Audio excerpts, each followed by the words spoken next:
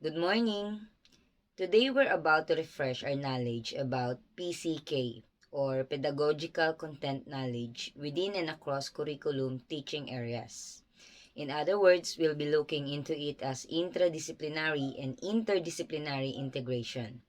And we hope will be a help to better understand the roles in application of knowledge content. In our profession, it always gives us an opportunity for us teachers to share our knowledge to our students. Ang mga guro na buong pusong inakap ang hamon ng pagtuturo. And that counts as a consistent challenge for us nowadays. And to start with the first part, I'm tasked to discuss about intradisciplinary integration. Maybe as you read or heard our today's topic, there might be some questions that pops out in your mind like, what is pedagogy again? What's the difference between interdisciplinary and interdisciplinary? What or how to integrate? So on and so forth. At yan ang mga susubukan nating talakayin at bibigyang linaw sa araw na ito. To start with, let's try to clarify the following concepts and hopefully to present the perspective in our understanding of teaching and learning with regards to applying content knowledge within and across the curriculum areas. Kung alin ang aking bahagi ng tatalakayin ay ang content knowledge within curriculum areas. Let's review some key concepts first. First, content knowledge.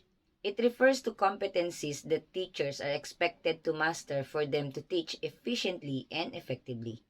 Meaning, these are the body of knowledge, theories, principles, and ideas which the teacher must master to be effective. Teachers should have a deep understanding of the subject matter or subject content they teach that is aligned to the corresponding curriculum. Lubang napakahalaga ng pagkakaroon ng guro ng mayamang kabatiran sa paksang aralin na kanyang ituturo dahil sa ito ang kanyang bibigyang linaw at magiging kabatiran o matatamong pagkatuto ng mga mag-aaral.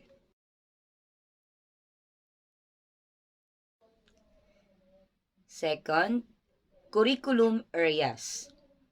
These are the different learning areas or subject areas taught and learned in the basic education curriculum. The term curriculum refers to the lessons and academic content taught in a specific course or program. Tulad ito ng mga asignaturang Filipino, Agham, Matematika, at iba pa. The next concept is within curriculum areas.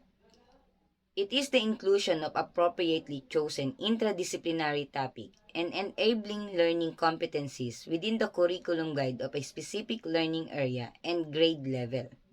Ito yung mga paksa at kakayahang pang mag-aaral na lilinangin sa isang tiyak na larang o asignatura at baitang. The next concept is across curriculum areas. This will be discussed later. Then, the pedagogical content knowledge. It is a type of knowledge that is unique to teachers and is based on the manner in which teachers relate their pedagogical knowledge or what they know about teaching to their subject matter knowledge or what they know about what they teach. It is the integration or the synthesis of teachers' pedagogical knowledge and their subject matter knowledge that comprises pedagogical content knowledge.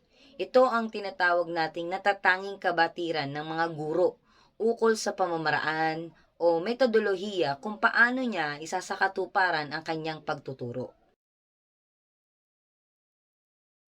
And last, intradisciplinary means subdisciplines are taught within a specific subject area. It involves an arrangement of the knowledge and skills within one subject area. This approach respects the subject's way of knowing distinct conceptual structures and methods of inquiry. It aims at integrating the subject's knowledge and skills into a coherent whole, like focusing on reading, writing, and oral communication as a whole in language arts subject area. Sa bahaging ito, nakikita ang paghahanay ng mga kaalaman at ng mga kasanayang lilinangin sa mag-aaral sa loob ng isang disiplina o subdisiplina o maaari din ng isang asignatura gaya rin ng integrasyon ng paksa sa Filipino na maaaring wika o panitikan at magkakaroon to ng integrasyon sa mga kasanayan na maaari namang manggaling sa pagbasa o di naman kaya ay pagsulat. Now, let's think about it. How do we integrate through interdisciplinary? Where does the pedagogical content knowledge steps in? To remind us, content knowledge application influences how we engage our learners with the subject matter, how we evaluate and use instructional materials, and how our teaching creates impact on the achievement of our learners. Is pedagogical content knowledge important for me? Do I have it? How do I do it? The first recommendation that can be made for teachers is for them to begin more often reflect on or think about why they teach specific ideas the way they do. Then try to have a self-assessment. We teachers know much more about teaching subject matter concepts to students, and we can find ways how to teach it more effectively, efficiently, as we plan what we will do from minute to minute inside the classroom. Then teachers can start to think about the following types of questions. Which ideas need the most explanation? Why are those ideas more difficult for the students? What examples, what demonstrations and analogies seem to work the best? Why did they work or why did not work? Kabuuan, paano tayo magtuturo? Paano tayo nagtuturo? Pedagogical content knowledge is viewed on a continuum, with educators acquiring more of it through appropriate training and experience. Educators acquire it before they begin teaching, during their pre-service training, and during the teaching careers.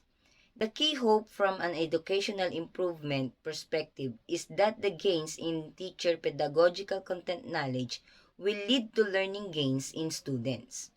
A teacher with better content knowledge who know to teach the subject to a specific audience should create student gains over a less prepared or less experienced teacher. Malinaw sa dalawang salita, batid at ipapabatid. Dapat ang guro ay batid ang paksang aralin at mayroong mahusay na kaparaanan upang ito ay ipabatid sa mga mag-aaral. Iyan ang gurong may laban. In scenario number 1, we will find here Mrs. Johnson, a chemistry teacher, and the student is Anne. Mrs. Johnson had an impressive background working in the field, and she knew the subject matter perfectly. So most people would assume that her knowledge made her a great teacher. After all, the most important thing is for the teacher to know what they teach inside and out, right? Well, yes and no.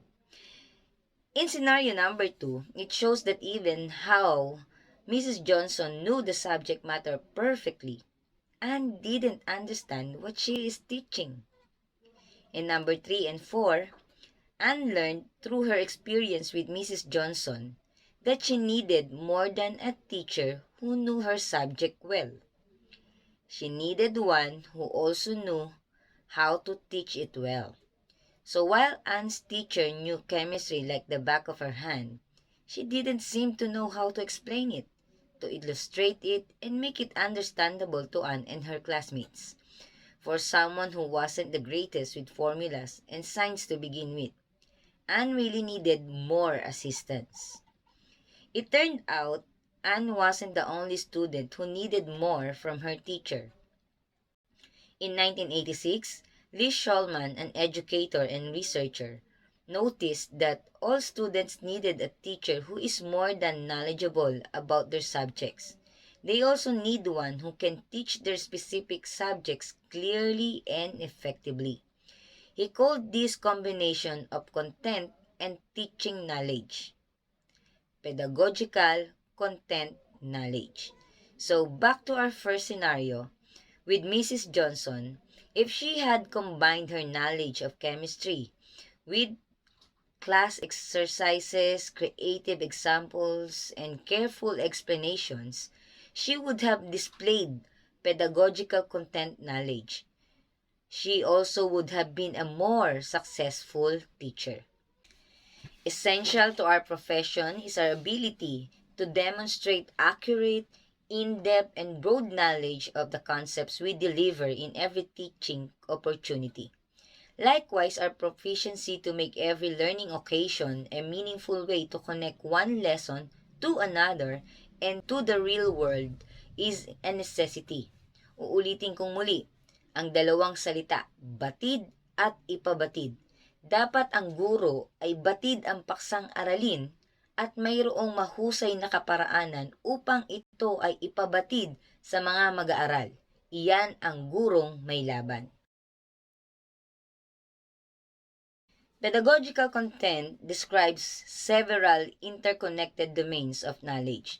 The most important domains are subject-specific content knowledge and knowledge of the pedagogy used in teaching a subject.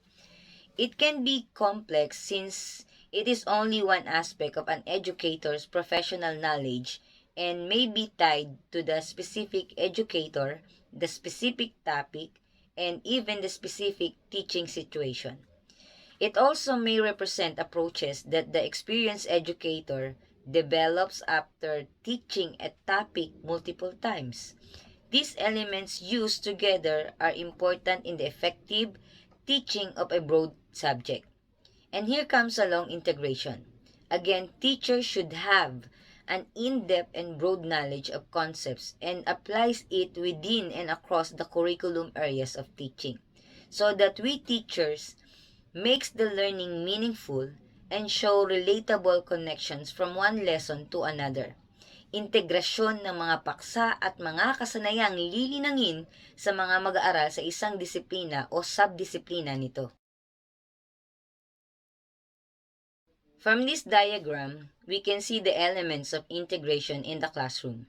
There are three different types of curricular connections: within subject areas, between subject areas, and beyond subject areas.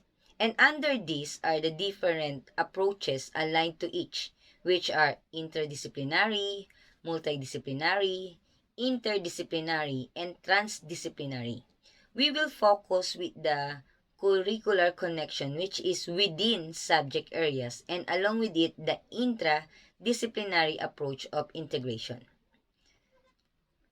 In the interdisciplinary approach integration, subdisciplines are taught within a specific subject area. As I've cited earlier, focusing on reading, writing, and oral communication as a whole in a language arts is a very common example of this.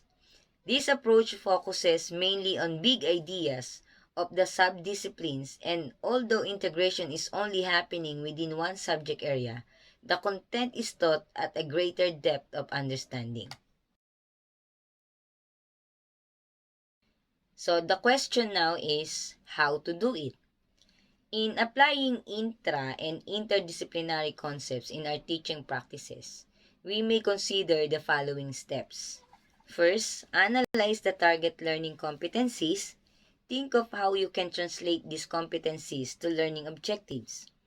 Second, assess learners based on their diverse learning styles, needs, interests, engagement level, previously mastered enabling competencies, and progression in the past lessons. Third, assess the setting, time, and resources. Consider possible involvement of other teachers, resource persons, and expanding learning locale. Fourth, localize or contextualize the lesson and use relatable issues or concerns. You may use the following criteria like, first, is it a real issue? Are you personally interested in it? Or is the scope of the issue manageable? Number 5, plan activities for each part of the DLL. Make and deliver activities, exercises aligned with the lesson's objectives.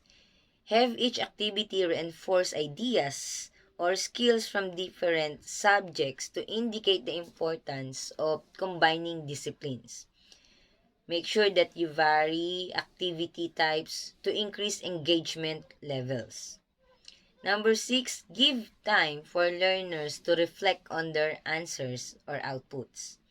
7, determine proper assessment strategies. 8, develop rubrics based on measurable lesson objectives and use criteria that appropriately describe the target output. 9, describe or reflect on learners' participation, rate, products, and performances.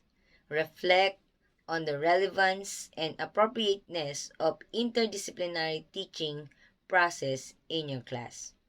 In addition, teachers are required to have a thorough knowledge of subject areas knowledge and skills and their interrelatedness. Teachers need to be aware of the scope and sequence of the subject area, need to integrate cognitive, affective, and social domains with subject-based knowledge and skills in a context where the teaching learning process fosters active and deliberately construction of meaning. May cover less subject content, but that which is studied is done at a greater depth of understanding. Now let's proceed for some examples of the interdisciplinary integration. First example, Ma'am Boy Boy does research to ensure accurate information is given to learners in every teaching and learning opportunity. In presenting a new concept, she gives a comprehensive discussion on Philippine folk dances. Additional information like history and cultural significance of the dance is also given to the class. To better exemplify such folk dances, she also demonstrates both basic and intricate dance steps. The teacher demonstrates accurate and in-depth knowledge by delivering error-free foundational knowledge and finer details of curriculum learning areas. She applies broad knowledge of all concepts within and across curriculum teaching areas in the presentation of the lesson. Pagpapamalas ito ng guro ng kanyang malawak na kabatiran sa mga katutubong sayaw ng Pilipinas, ang pagkakaroon ng integrasyon ng iba pang kaalaman sa kaugnayan ng kasaysayan at kultura ng sayaw. For the second example, in grade 6 mathematics class, Sir Mojica uses his learners' knowledge on LCD as part of the 5th grade curriculum to present the new lesson on adding and subtracting dissimilar fraction. The teacher cites intra-disciplinary content relationships here. He establishes linear connection of his current lesson to the enabling learning competencies within the current or previous curriculum guide of the subject he teaches. Dito naman ay nagpapakita ng ugnayang pangnilalaman sa kasalukuyan at pangnagdaan ng paksang aralin. And last example, the class consolidates their identified significance of writing the argumentative essay. The teacher leads them to review the properties of well-written text before giving them the rubrics to be used in writing their argumentative essay. With this example, the teacher uses intradisciplinary content relationship by incorporating previously learned enabling competencies within the reading and writing skills curriculum. This also supports the spiral progression feature on the curriculum learning area. Dito naman ay nagkaroon ng integrasyon ng kompetensiya sa pagbasa at pagsulat. Before we proceed to the next discussion, let's have a glance with these suggestions on how to implement integration curriculum in your class.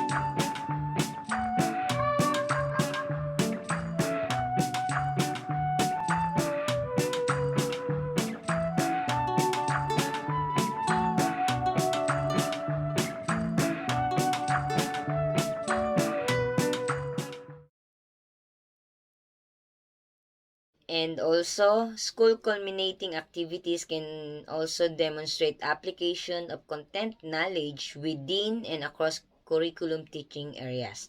These are considered learning experiences that complement and supplement the content of the national curriculum. Maraming salamat po.